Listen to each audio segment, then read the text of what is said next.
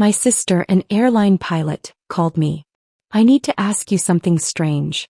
Her husband, is he home right now? Yes, I replied. He's sitting in the living room. Her voice dropped to a whisper. That can't be true. Because I'm watching him with another woman right now. They just boarded my flight to Paris. Just then I heard the door open behind me. I need to ask you something strange. Your husband, is he home right now? My sister Kaylee's voice crackled through the phone from the cockpit of United Flight 447. I was standing in our Manhattan apartment kitchen, watching Aiden through the doorway as he sat reading his morning paper. Yes, I said slowly. He's sitting in the living room. The silence that followed felt wrong. Then Kaylee whispered the words that shattered my entire world. That can't be true. Because I'm watching him with another woman right now.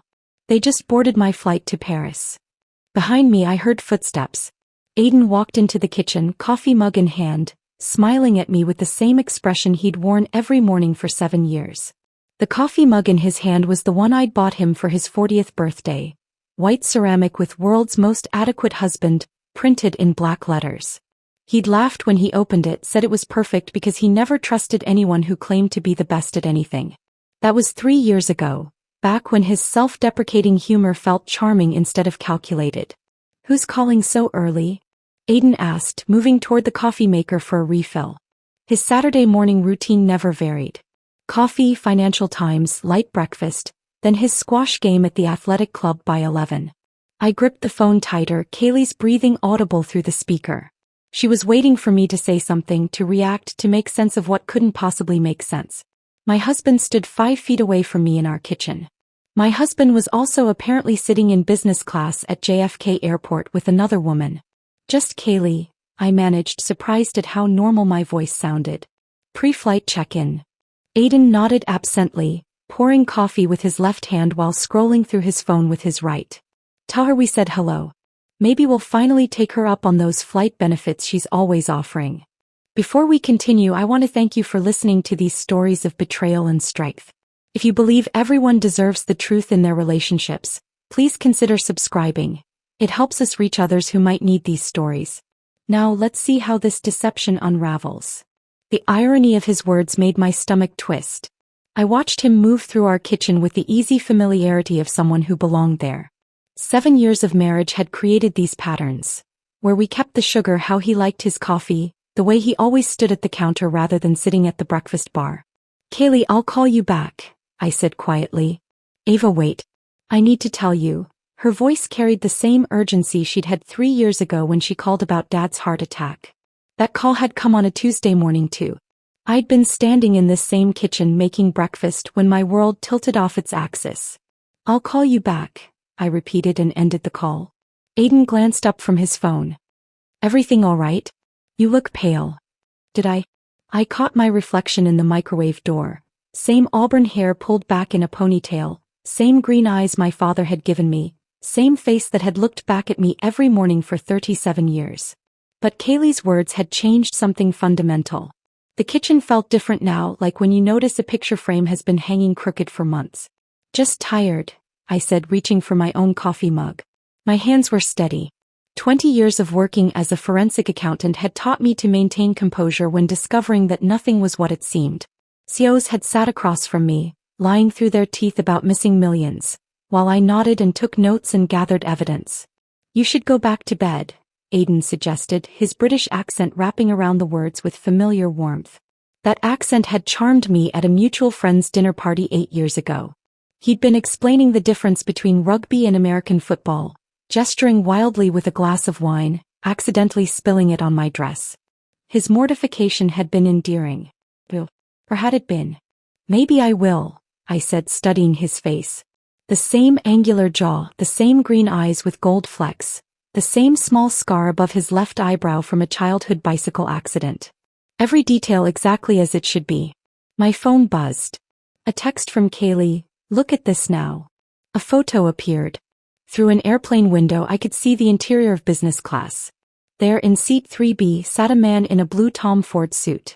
The photo was taken from an angle, but the profile was unmistakable. The way he held his head, the curve of his jaw, the particular way he gestured while talking. Aiden. My Aiden. Talking animatedly to a blonde woman who looked about 25, her hand resting on his forearm with casual intimacy. I looked up at the Aiden in our kitchen. Gray cashmere sweater, reading glasses pushed up into his hair, that same wedding ring on his left hand that we'd chosen together at a small jeweler in Soho. Actually, I said, my voice surprisingly steady, I think I'll make pancakes. Pancakes? He raised an eyebrow. On a Tuesday? What's the occasion? The occasion was that my sister was watching my husband on a plane while my husband stood in our kitchen, and one of these realities had to be false. But I couldn't say that. Not yet. Not until I understood what was happening. Can't a wife make pancakes for her husband without needing a reason? He smiled, that particular half-smile that used to make my heart skip. Of course. Though you know I have squash at 11. Plenty of time, I said, pulling ingredients from the pantry. Flour, eggs, milk. Simple things that made sense.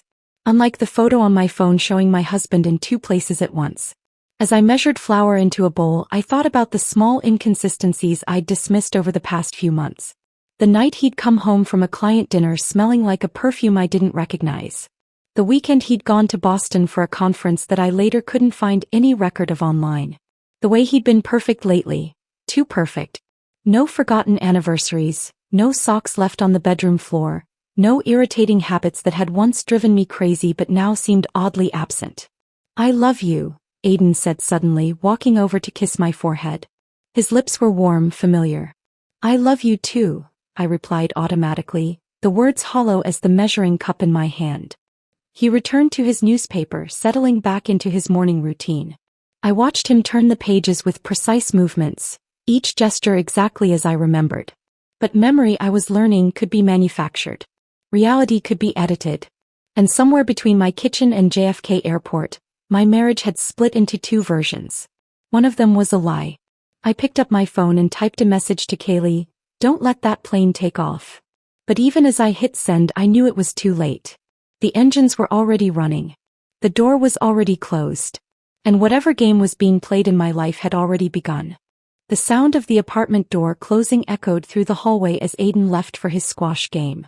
I stood at the window watching him exit our building, his gym bag slung over his shoulder, that confident stride unchanged after all these years. He turned left toward the athletic club just as he did every Tuesday and Saturday. Normal. Predictable. Except nothing felt normal anymore. The moment he disappeared around the corner, I moved with purpose toward his home office. The mahogany desk we'd bought at an estate sale in the Hamptons sat beneath his diplomas from Cambridge and Harvard Business School. Everything meticulously organized as always. But organization, I'd learned from years of forensic accounting, often masked the most elaborate deceptions. I opened my laptop and logged into our joint accounts, my fingers moving across the keyboard with the same precision I used when tracking embezzled funds for Fortune 500 companies. The credit card statements loaded slowly, each month revealing a pattern that made my chest tighten. There it was, a charge at the Tokyo Mandarin Oriental from March 15th through 18th. I remembered that weekend clearly. Aiden had supposedly driven to Connecticut to help his mother reorganize her garage after his father's death. I'd offered to go with him, but he'd insisted I stay home and rest after a particularly grueling audit. The hotel charge was for 2 guests. Room service for 2. Spa treatments for 2. My hands trembled slightly as I scrolled further. Goodbye. The 4 Seasons. A weekend when he'd claimed to be at client dinners in Midtown. I'd been home with food poisoning, too sick to question why his client meetings required overnight stays at hotels 40 minutes from our apartment. I pulled up his business credit card next. More hotels. More restaurants I'd never heard him mention. Jewelry purchases from Cartier that had never materialized as gifts for me. My methodical brain, trained to spot financial irregularities, cataloged each discrepancy while my heart tried to rationalize them away. Maybe they were client gifts. Maybe the hotels were for visiting executives. Maybe there was an explanation that didn't involve my husband living an entirely separate life. My phone rang. Sophia Chen's name appeared on the screen. "I'm 15 minutes away," she said without preamble. "And Ava, you need to prepare yourself. What I found, it's extensive." Sophia and I had been roommates at NYU, both studying accounting before our paths diverged. Mine toward forensic investigation, hers toward what she cryptically called private intelligence. Her divorce from Richard, the Wall Street trader who'd been sleeping with his 23-year-old assistant, had transformed her from corporate analyst to someone who specialized in what she called marital reconnaissance. While waiting for her, I continued my investigation. Our joint investment accounts showed regular activity, but when I dug deeper, I found withdrawals I didn't recognize. Small amounts at first, 5,000 here, 10,000 there, always just below the threshold that would trigger automatic alerts. The kind of systematic siphoning I'd seen in countless fraud cases, except this time it was happening in my own accounts. The doorbell rang. Sophia stood there in her typical all-black ensemble, tablet clutched against her chest, her expression grim. She'd worn that same look when she'd discovered Richard's affair, when she'd had to tell me about my father's secret gambling debts after his death, when life demanded brutal honesty between friends. "Show me," I said, leading her to the dining room table. She opened her tablet, fingers flying across the screen with practiced efficiency. "The woman your sister saw him with is Madison Vale. 26 years old. Pharmaceutical sales representative for Silex Industries." A photo appeared, blonde, conventionally beautiful in that polished way that suggested expensive maintenance. "She's been working the Manhattan territory for 2 years. Her social media is mostly private, but I managed to access some tagged photos." The images that followed made my stomach plummet. Madison and Aiden at a restaurant I didn't recognize. Madison and Aiden at what looked like a hotel bar in Miami. Madison and Aiden at a charity gala. The same night I'd been in Boston for a conference. "How long?" My voice sounded distant, like someone else was asking. "Based on the digital footprint, at least 3 months. But Ava, that's not the strangest part." Sophia pulled up another screen. "I accessed your building's security footage through a contact. Look at this." The video showed our apartment building's lobby from last Tuesday. There was Aiden, entering at 6:47 p.m., briefcase in hand. The timestamp matched when he'd arrived home from work. Everything looked normal until Sophia zoomed in. "Watch his shadow," she said. The shadow fell at the wrong angle. It flickered slightly when he passed under the chandelier. Details that would be invisible to casual observation but glaring to someone looking for deception. "This is deep fake technology," Sophia explained.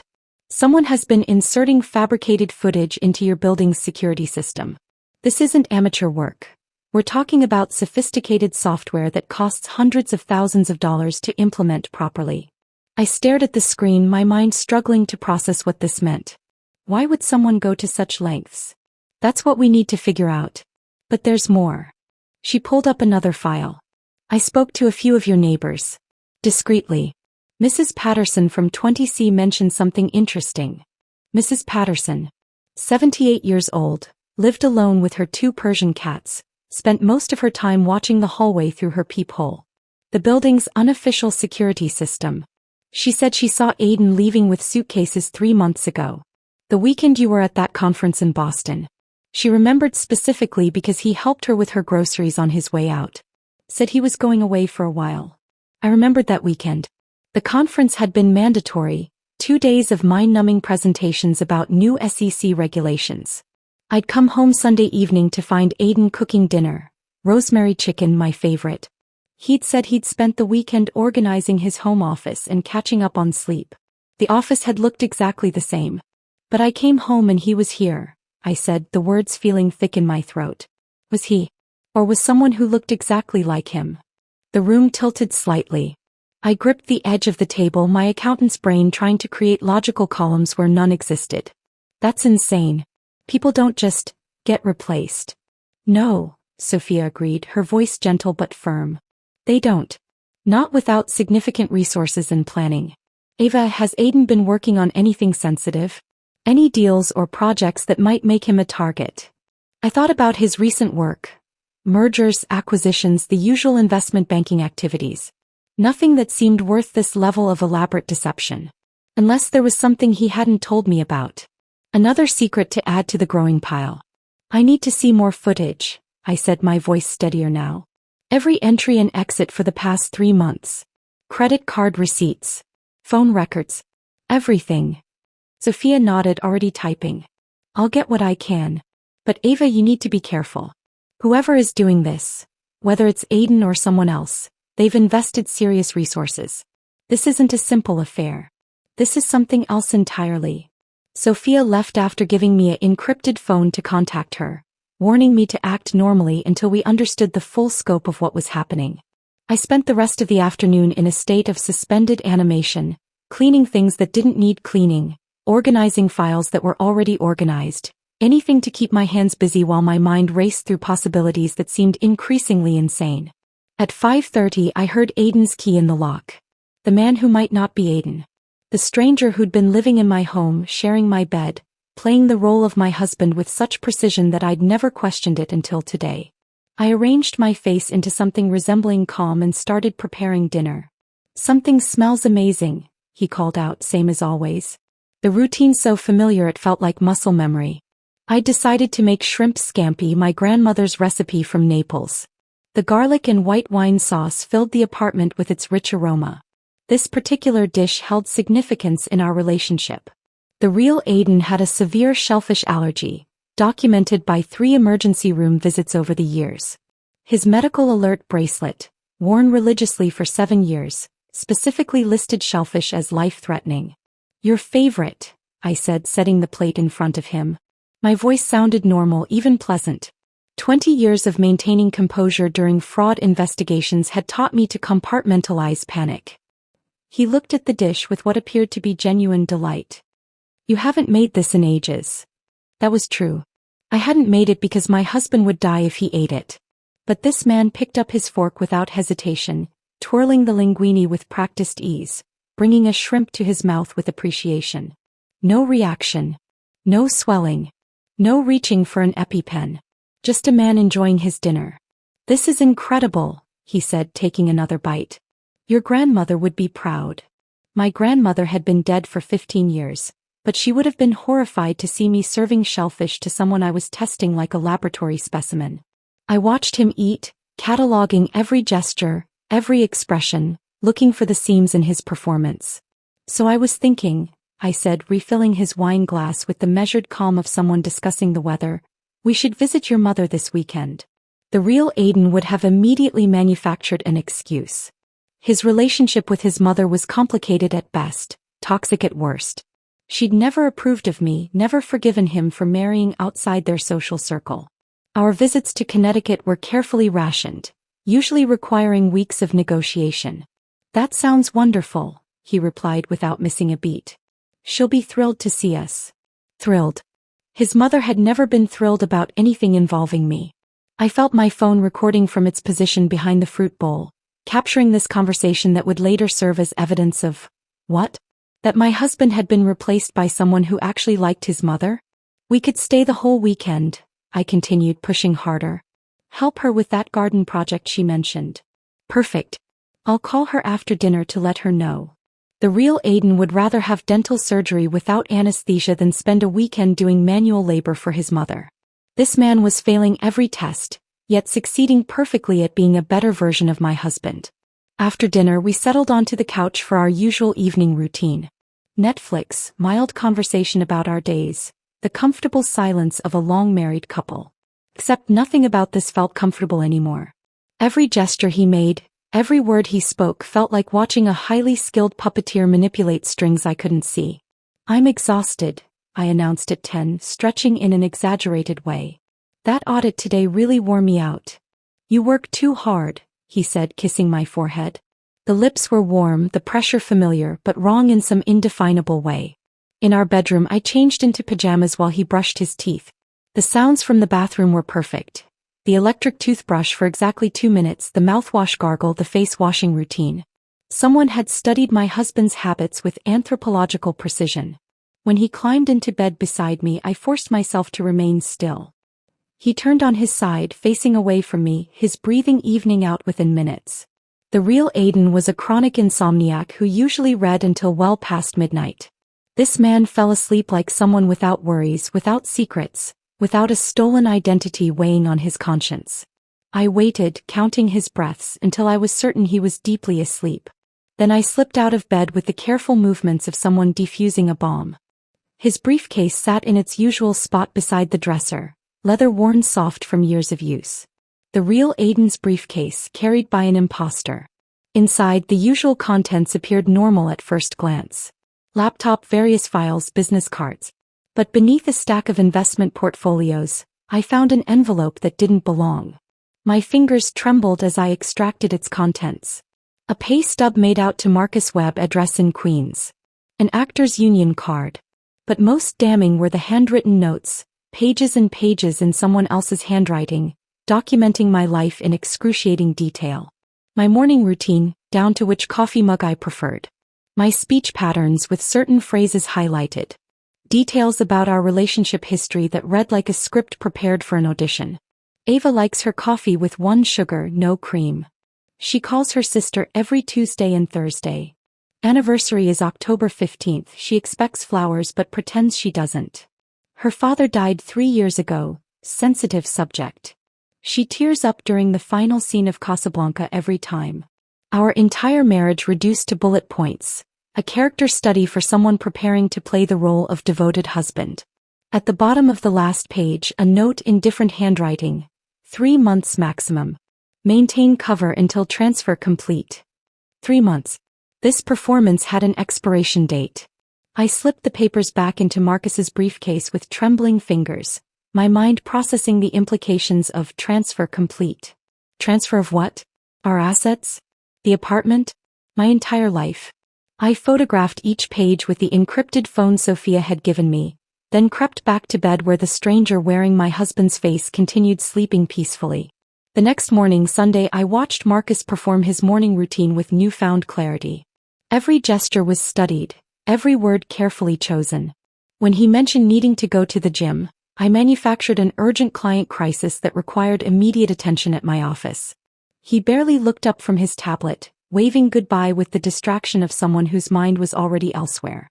My office building stood empty on Sunday morning, just security guards and the ghosts of financial crimes. I locked myself in my corner office overlooking Park Avenue and opened my laptop with the determination of someone about to perform surgery on their own life. The forensic accounting software I used to track corporate fraud would now dissect my personal finances. I started with our joint checking account. The past 3 months revealed a pattern so subtle I would have missed it without looking specifically for theft. Transfers of $9,999, just below the federal reporting threshold, moving to accounts I didn't recognize. The receiving banks were in the Caymans, notorious for their privacy laws and resistance to international investigation. Each transfer had been authorized with my husband's credentials, during times when Marcus had been sitting across from me at dinner or sleeping beside me in bed. The real Aiden was somewhere else, systematically bleeding our accounts while his hired double kept me distracted with perfect impersonations of domestic bliss. I traced the money through 3 shell companies, each registered in different jurisdictions, each leading to another dead end. LuxCorp International in the Caymans, Meridian Holdings in Panama, Apex Investments in Cyprus. Corporate structures designed to launder money and hide assets from people exactly like me. The trail went cold at Swiss banks whose privacy laws were legendary. 15 years of savings, investments, and careful financial planning vanishing into numbered accounts I could see but couldn't touch. The scope of the theft made me physically ill. $400,000 from our investment portfolio. $600,000 from the home equity line we'd never used. Another $300,000 from various retirement accounts, all taken as loans that wouldn't trigger immediate alerts. $1.3 million, methodically extracted while I slept next to a stranger who'd memorized my coffee preferences. But the money was just the beginning. When I accessed my professional client database, I found something worse. Login records showed access from IP addresses I didn't recognize, downloads of sensitive financial data from 3 major corporate audits I'd conducted. Information that, in the wrong hands, could facilitate insider trading worth tens of millions. I pulled up Madison Vale's professional profile.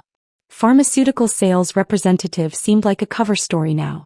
Her LinkedIn showed connections to several hedge fund managers, the kind who operated in legal gray areas and weren't particular about where their information originated. Her travel history on social media aligned perfectly with suspicious trades in pharmaceutical stocks that had occurred just before major FDA announcements. They weren't just stealing from me. They were using my reputation, my access, my client relationships to commit federal crimes. Every unauthorized login, every stolen file, Every suspicious trade would trace back to my credentials. If discovered, I wouldn't just lose money. I'd lose my license, my career, potentially my freedom. I needed help beyond what Sophia could provide. Grace Morrison answered on the third ring, her voice rough with sleep. We'd been friends since she was an ambitious prosecutor and I was testifying as an expert witness in fraud cases. Her divorce from a judge who'd been taking bribes had ended her career at the DA's office but sharpened her understanding of how the system failed women who discovered their husbands were criminals. Ava, it's 7 a.m. on Sunday. I need your help. Can you meet me at my office? Something in my voice must have conveyed the urgency. 20 minutes, she said and hung up. Grace arrived looking like she'd thrown on the first clothes she could find, her prosecutorial instincts still sharp despite 3 years in private practice. I showed her everything: the financial transfers, the stolen client data, the photographs of Marcus's briefcase contents. She studied the evidence with the focused intensity that had once made defense attorneys nervous. This is sophisticated, she finally said. Professional-level identity theft combined with financial fraud and corporate espionage. But here's your problem. Everything is technically authorized. Your husband's credentials were used. His biometrics, his passwords. Without proving he wasn't actually present for these transactions, you're looking at a he said, she said situation. But I have proof that Marcus Webb has been impersonating him. An actor who could claim he was hired for a legitimate reason. Maybe Aiden wanted to surprise you. Maybe it was research for something.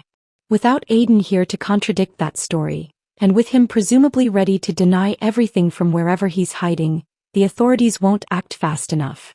By the time they investigate, the money will be gone and the evidence will disappear. My phone buzzed.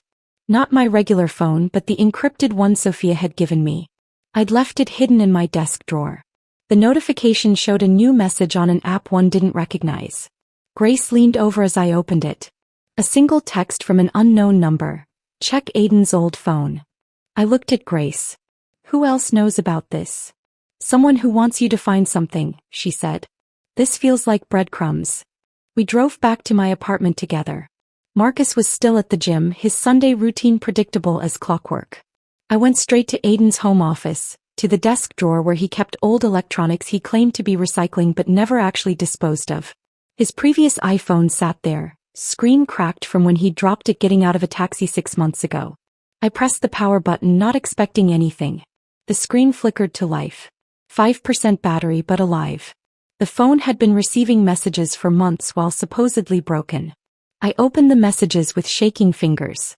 There was a conversation with Madison Vale going back 8 months. Plans, photos, and details that made my blood run cold. The wife suspects nothing, Aiden had written 3 months ago. Marcus is perfect. By the time she figures it out, we'll be untouchable. The most recent message was from yesterday. Tomorrow we finalize everything. Our usual place in Paris, then disappear forever. Grace stared at the phone screen, her prosecutor's mind already building the case. Tomorrow is Monday. If they're planning to finalize everything, we need to act tonight. I felt something shift inside me, the fear and confusion crystallizing into cold determination. The same focus that helped me unravel million-dollar fraud schemes would now protect what remained of my life. I handed Grace the phone and moved to my laptop with newfound purpose. What are you doing? Grace asked. Setting a trap. Aiden might have stolen my money, but he forgot that I'm the one who knows how to track it. My fingers flew across the keyboard, creating something beautiful in its simplicity. A financial virus disguised as routine investment documents that would appear in our shared cloud storage. The code was elegant, designed to activate the moment anyone accessed our joint accounts from an international IP address. When triggered, it would freeze every transaction, lock down all associated accounts, and simultaneously alert federal investigators to suspicious activity. Is that legal? Grace watched over my shoulder. It's my own account. I'm protecting my assets from theft. Completely legal. I embedded the virus in files labeled Q3 Investment Review and Tax Documents 2024. Aiden's arrogance would be his downfall. He always checked our investments before major decisions, a habit from his banking days that even crime hadn't broken. The apartment door opened. Marcus was back from the gym whistling something tuneless. Grace and I exchanged glances. She understood immediately, slipping Aiden's phone into her purse while I closed my laptop. Working on Sunday again? Marcus appeared in the doorway, gym bag over his shoulder, performance-perfect sweat on his forehead. You really should take a break. Just finishing up, I said, my voice steady. Grace stopped by to discuss a case we're collaborating on. He nodded at Grace with practiced charm. Good to see you. Will you stay for lunch? Actually, I said, standing up, I was thinking we could have lunch at that place in Astoria. You know, where we went after our honeymoon. They had that amazing grilled octopus. Marcus's smile never wavered, but I saw the flicker of panic in his eyes. We'd never been to Astoria together. The real Aiden and I had honeymooned in Santorini, not Greece as I'd mentioned. But Marcus didn't know that. Astoria, he repeated, buying time. The little taverna where we danced until dawn. You said it was the most romantic night of your life. Grace watched our exchange like a tennis match, recognizing the test I was administering. Marcus's jaw tightened almost imperceptibly. Of course, he said finally. Though I thought it was closed for renovations. A complete fabrication to cover his ignorance. The place I described didn't exist. I smiled warmly, playing the devoted wife while documenting another crack in his performance. You're probably right. Let's just order Thai food instead. The relief in his shoulders was visible. Grace excused herself, taking the evidence with her. As Marcus headed to shower, I made 3 phone calls that would light fires under Aiden's carefully constructed scheme. First, Robert Steinberg, CEO of Steinberg Industries and Aiden's biggest client. I kept my tone conversational, concerned but not alarmed. Robert, I'm so sorry to bother you on Sunday, but I noticed some unusual activity in your company's investment portfolio while reviewing adjacent accounts. Nothing serious, probably just a clerical error, but you might want to have your team take a look. The seed of doubt planted, watered with just enough concern to trigger an internal audit that would discover discrepancies leading back to Aiden's unauthorized access. Second call, Jennifer Wu at Phoenix Capital. Same approach, different angle. A mysterious transfer that didn't match their usual patterns. So strange, probably nothing but worth checking. Third, David Martinez at Meridian Financial. By Monday morning, 3 major firms would be discovering security breaches that all traced back to credentials associated with Aiden Mercer. My phone rang as I ended the 3rd call. The caller ID showed my mother's assisted living facility in New Jersey. My chest tightened. Sunday afternoon calls usually meant medical emergencies. Mrs. Chin. The voice belonged to Nancy, the facility director. Your mother is fine, but she's quite agitated. She insists someone is lying about your husband visiting her. I'll be right there.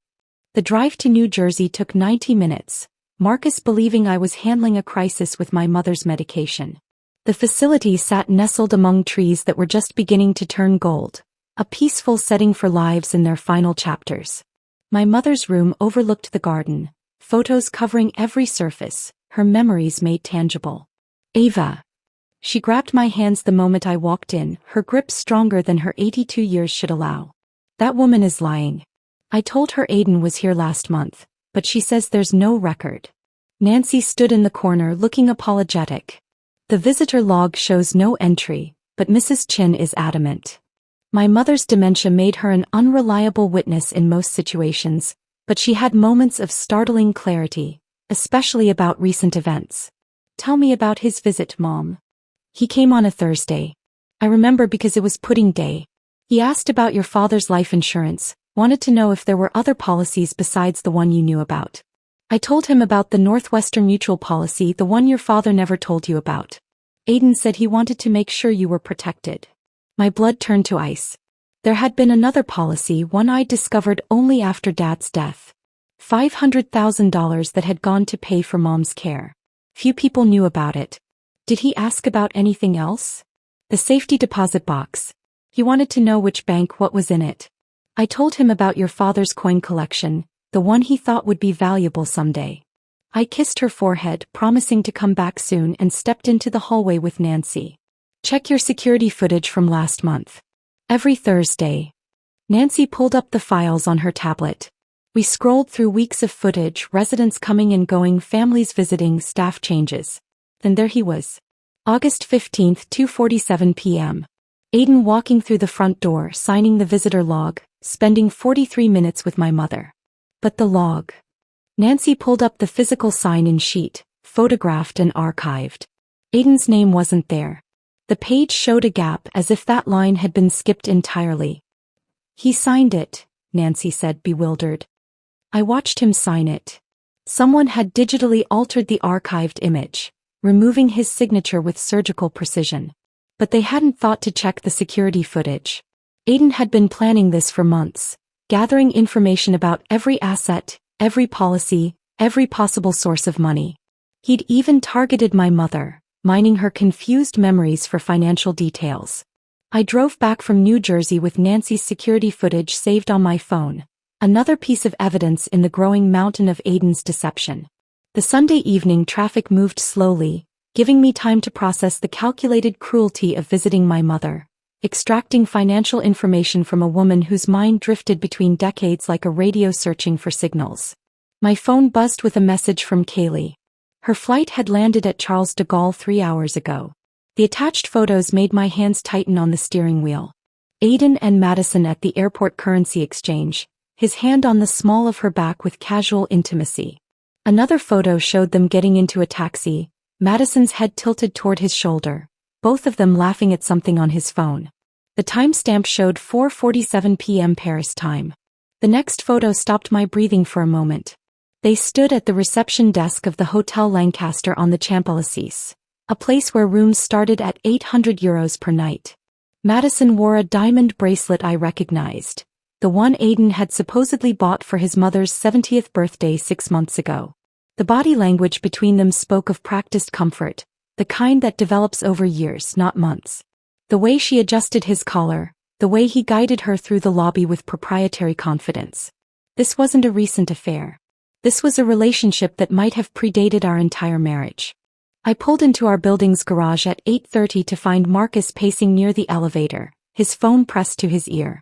When he saw me, his face rearranged itself into concern, but not fast enough to hide the flash of anxiety underneath.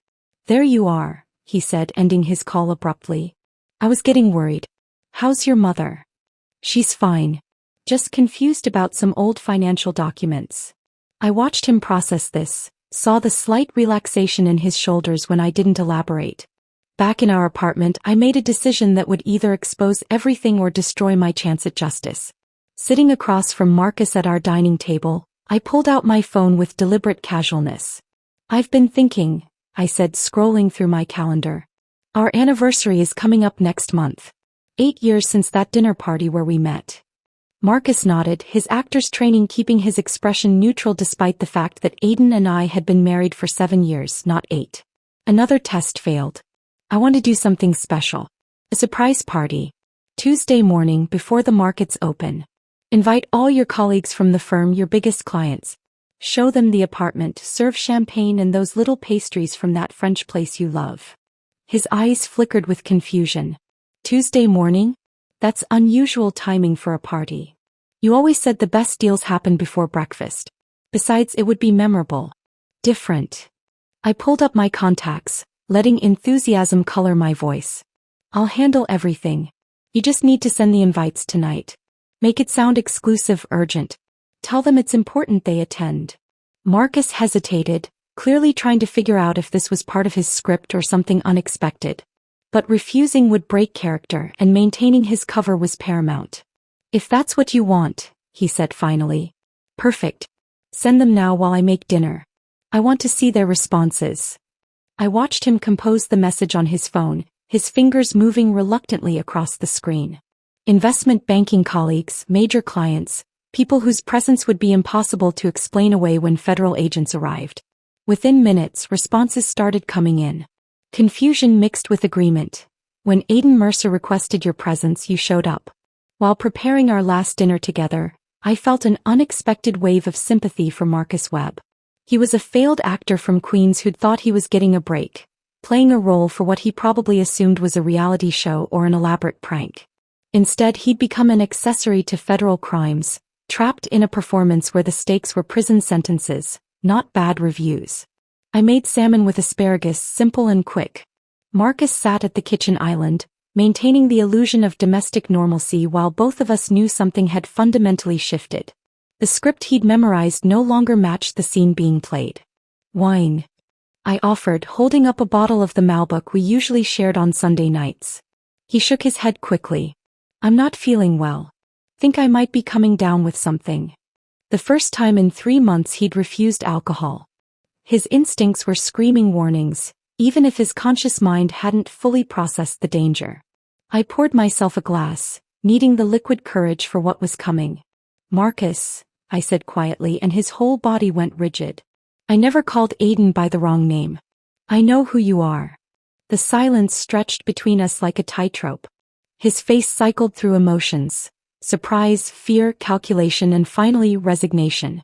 When he spoke, the British accent was gone, replaced by pure Brooklyn. How long have you known? Since Tuesday morning. When my sister saw the real Aiden boarding a plane while you sat in our living room. He put his head in his hands, the gesture so genuinely human that my anger flickered. I didn't know. About the crimes, I mean. He said you were separated, that he needed someone to house sit, keep up appearances for business reasons. Paid me $20,000 in cash to pretend to be him for 3 months. I thought it was weird but legal. Did you really believe that? I wanted to. His voice cracked slightly. I've been auditioning for 15 years. Waiting tables, driving delivery trucks, watching younger actors get the parts one wanted. Then this guy shows up, offers me more money than I've ever seen to play a role. I didn't ask questions because I couldn't afford to. My phone buzzed with a text from Grace.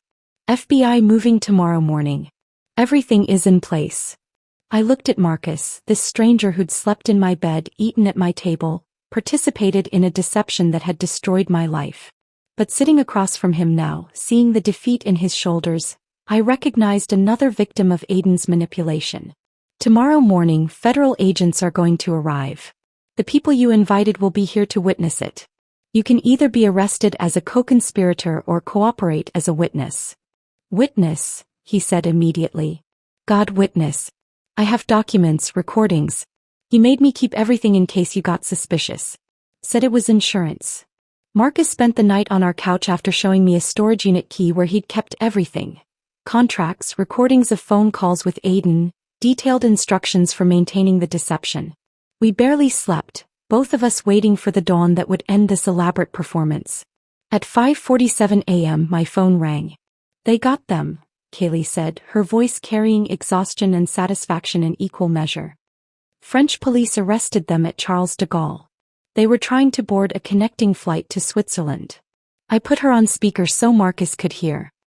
He sat up on the couch, the blanket I'd given him pulled around his waist, looking like a man about to hear his own verdict. The arrest was dramatic, Kaylee continued. They were in the premium lounge when police arrived. Madison started crying, claiming she didn't know anything about any crimes. But Aiden, his composure finally cracked. He tried to run. They tackled him right there in front of everyone. Someone filmed it. It's already on European news channels. Marcus closed his eyes, perhaps realizing how close he'd come to being in those handcuffs himself.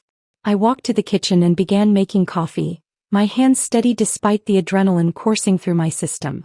The apartment would soon fill with witnesses to the culmination of Aiden's deception. By 7:30 a.m. the first guests began arriving. Robert Steinberg from Steinberg Industries, looking confused but curious. Jennifer Wu from Phoenix Capital, dressed impeccably despite the unusual hour. David Martinez, several junior partners from Aiden's firm, clients whose portfolios represented billions in managed assets. They clustered in our living room, accepting coffee and making awkward small talk about the mysterious urgency of the invitation. This better be worth it, Aiden, Robert said to Marcus, who stood frozen by the window.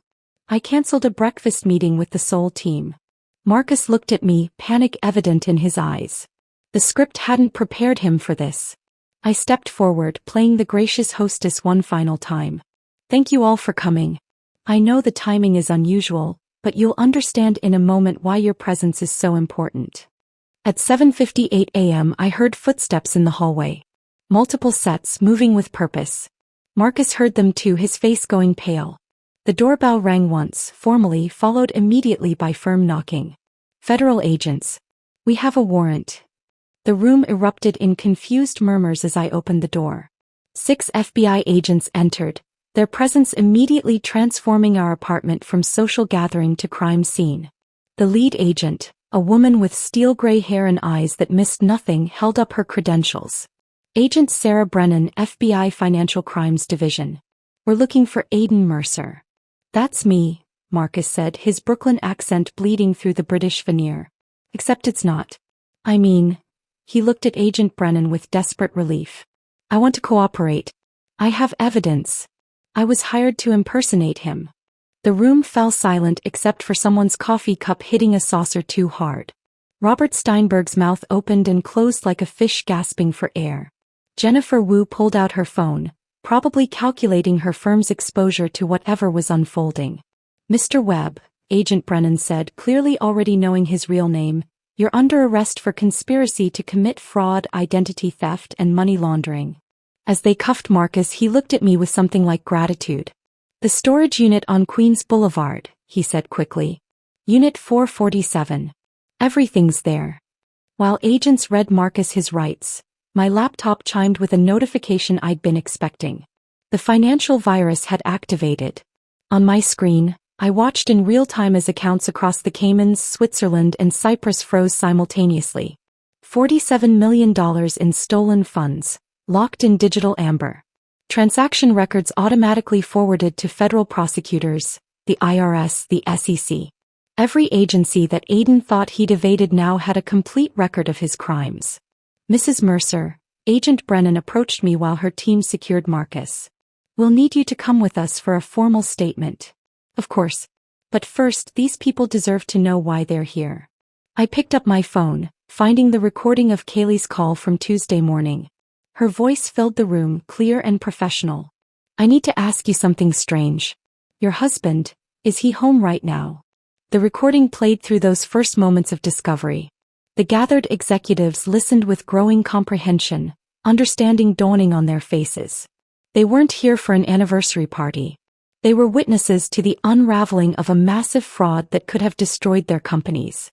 Your husband, Agent Brennan addressed the room while her team worked, has been stealing corporate secrets and facilitating insider trading using information obtained through his wife's forensic accounting work. The man you've been meeting with for the past 3 months was Mr. Webb, hired to maintain the illusion while the real Aiden Mercer attempted to flee with stolen assets. David Martinez sank into our couch, calculating his firm's exposure. Jennifer Wu was already on the phone with her legal team. But Robert Steinberg walked over to me, his expression shifting from shock to something like admiration. You figured it out. You set this up. I nodded, exhausted suddenly. He counted on me not noticing. Or not being able to prove it if I did. The audit irregularities you mentioned Sunday were real. Your systems were compromised.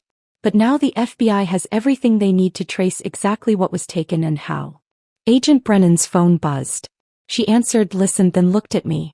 French authorities confirm they have Aiden Mercer and Madison Vale in custody. They'll be extradited to face charges here. The apartment that had been our home, our sanctuary, was now a crime scene. Agents photographed everything, collected evidence, treated our life together as exhibits in a federal case.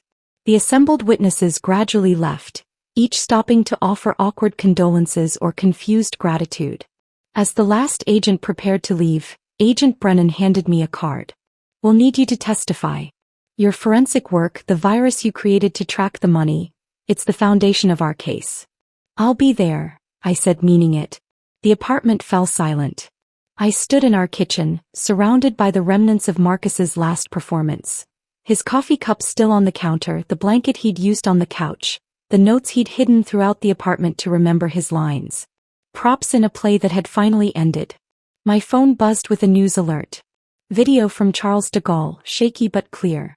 Aiden in handcuffs, his perfect composure shattered, being led through the airport while travelers stopped to stare. Madison beside him, designer makeup streaked with tears, her Parisian dream ending in French police custody. I watched the video one more time before closing my laptop. Aiden's arrest playing out in grainy airport footage that had somehow become the most watched clip on financial news channels. The timestamp in the corner read 6 months ago, but it felt like a lifetime had passed since that Tuesday morning when my world split in two. The apartment stood empty around me now, our furniture sold or donated, walls bearing pale rectangles where artwork once hung. The movers had taken the last boxes yesterday, leaving only the echoes of a marriage that had been more performance than partnership. I stood at the windows overlooking Manhattan, keys heavy in my hand, waiting for the building manager who would take possession in 20 minutes. The divorce proceedings had moved with unusual speed once federal prosecutors presented their case. Aiden's attorney, working from a French detention center while fighting extradition, had little leverage against evidence of fraud, identity theft, and conspiracy. The judge, a woman who'd seen enough financial crimes to recognize predatory behavior, had been particularly unsympathetic to a husband who'd hired an actor to replace himself while liquidating marital assets. The settlement left me with more than I'd expected. The apartment sale proceeds recovered funds from the frozen accounts, and damages that Aiden's insurance company paid rather than face a public trial. Money couldn't buy back 3 months of sleeping next to a stranger or 7 years with a man capable of such deception, but it could buy freedom to rebuild. My phone rang, showing a client appointment reminder. The irony wasn't lost on me that my trauma had become my specialty. The office space I'd leased in the Flatiron district bore a simple brass nameplate: Chin Forensic Consulting, specialist in marital asset protection and identity verification. What started as word-of-mouth referrals had grown into a waiting list of women who suspected their realities had been edited. Just last week, I'd helped a surgeon from the Upper East Side discover her husband of 15 years had been using deepfake technology to appear at medical conferences while actually running a separate practice in Miami. The week before, a Broadway producer learned her spouse had hired 3 different lookalikes to maintain alibis across multiple cities. Each case felt like excavating layers of deception with the same tools that had saved my own life. The building manager arrived, accepting the keys with professional detachment. As I rode the elevator down for the last time, my phone buzzed with a text from Kaylee. "Giovanni's at 7? My treat." Giovanni's hadn't changed in 40 years.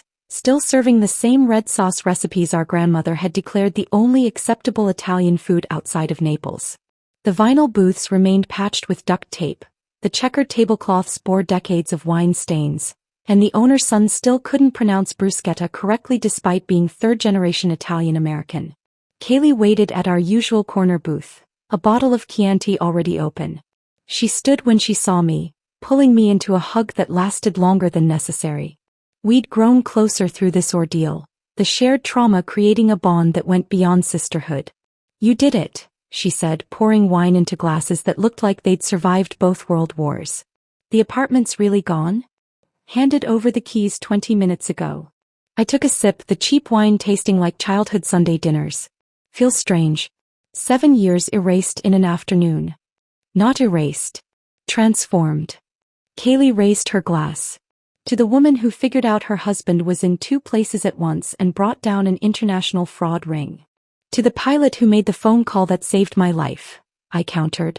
We drank, the ritual of it more important than the wine. Kaylee had carried guilt about that morning for months, convinced she'd destroyed my marriage with one phone call. I'd tried explaining that she'd revealed the destruction, not caused it, but survivor's guilt doesn't respond well to logic.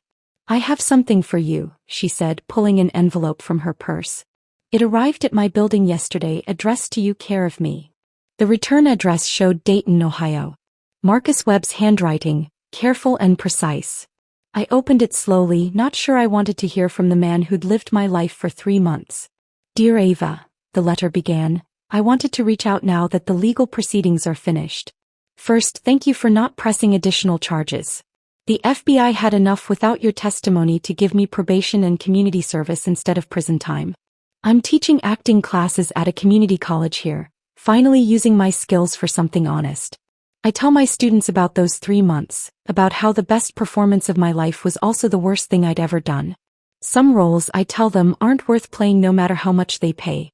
I think about you sometimes, wondering how someone recovers from what Aiden did. Then I read about your new firm, about the women you're helping, and I understand that you've turned poison into medicine. That's a kind of strength I didn't know existed. The storage unit had one item I didn't give the FBI. A photo from your wedding that was in Aiden's instruction packet. You looked genuinely happy. I'm sorry I was part of taking that from you. I hope someday you find something real to replace what was stolen. With sincere regret and genuine admiration, Marcus Webb.